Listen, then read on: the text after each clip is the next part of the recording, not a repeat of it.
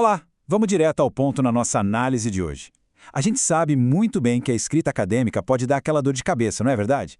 Condensar meses, às vezes anos, de uma pesquisa super exaustiva em um único parágrafo parece até missão impossível.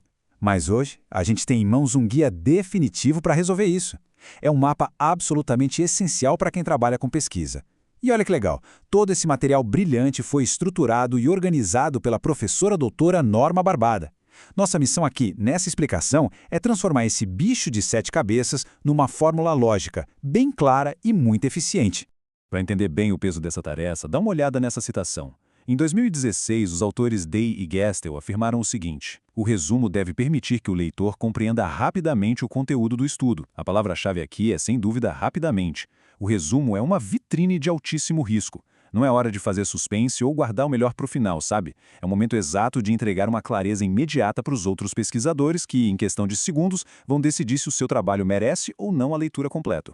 E para garantir essa clareza toda, a gente vai seguir um caminho super bem definido e bem seguro. Nossa agenda passa rapidinho por 5 passos. 1. A porta de entrada. 2. A estrutura padrão do resumo. 3. Os erros comuns a evitar. 4. O poder das palavras-chave. E 5. Um checklist final de revisão.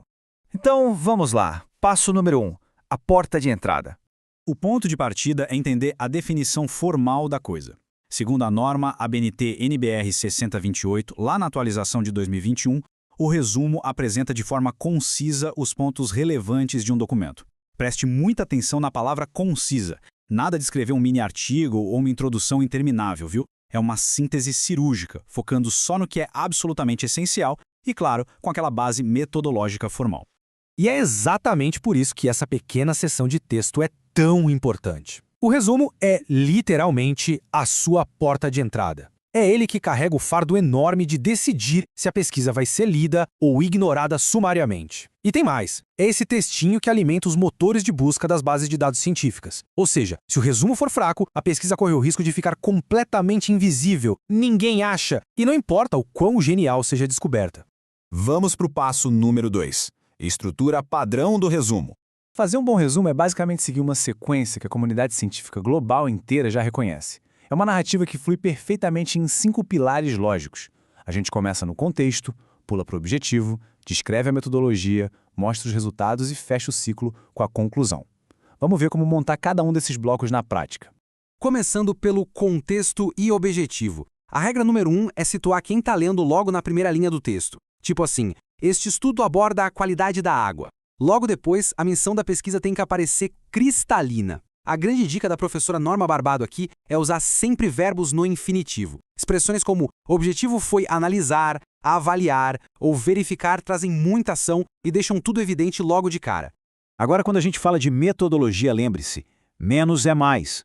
O foco tem que ser em descrever de forma bem breve o tipo de pesquisa, os procedimentos que foram adotados e o método de análise. Evite o excesso de detalhes nesse momento. A ideia é só provar que o estudo foi feito com todo rigor e tem fundamentos sólidos. Aí a gente chega nos resultados. É a hora de brilhar, o momento exato em que a pesquisa revela suas descobertas de maior impacto. E a dica central é: use dados concretos, com certeza. Afirmar que houve uma redução de 30% na turbidez da água é infinitamente mais poderoso, muito mais atrativo e dá muito mais credibilidade do que simplesmente dizer que a água melhorou. E para fechar essa estrutura de 5 passos, vem a conclusão. E olha, muita gente erra feio aqui achando que é só repetir os dados. Não é bem assim. A verdadeira função da conclusão no resumo é explicar o que esses resultados significam para o mundo real ou para a teoria. É a hora de mostrar a contribuição genuína do seu estudo e qual é o impacto verdadeiro do trabalho na área de conhecimento. Indo agora para o nosso passo 3. Erros comuns a evitar. Tem umas práticas que arruinam rapidamente qualquer resumo. Por exemplo, fazer um texto muito longo, que cansa quem lê. Ou então, um texto muito genérico, que no fundo não diz nada de substancial. Pior ainda é omitir os resultados ou a conclusão, deixando a coisa toda incompleta. Mas o erro mais fatal de todos, sem dúvida nenhuma, é dar aquele famoso copiar e colar em partes do texto principal. O resumo exige uma escrita original, feita de propósito para sintetizar as ideias, e não uma coxa de retalhos.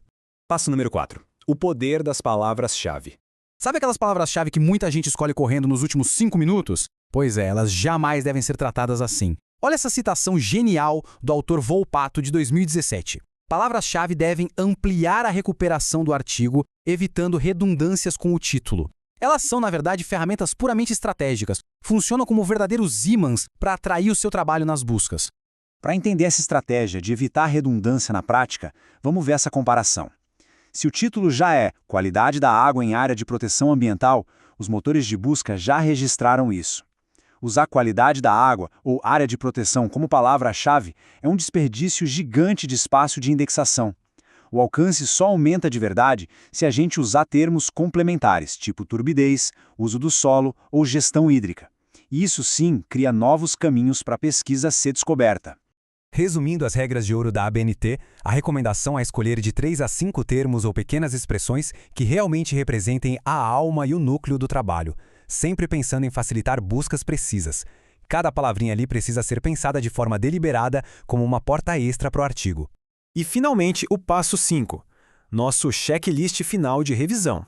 Antes de mandar qualquer pesquisa para o mundo, é super importante fazer essa checagem rápida.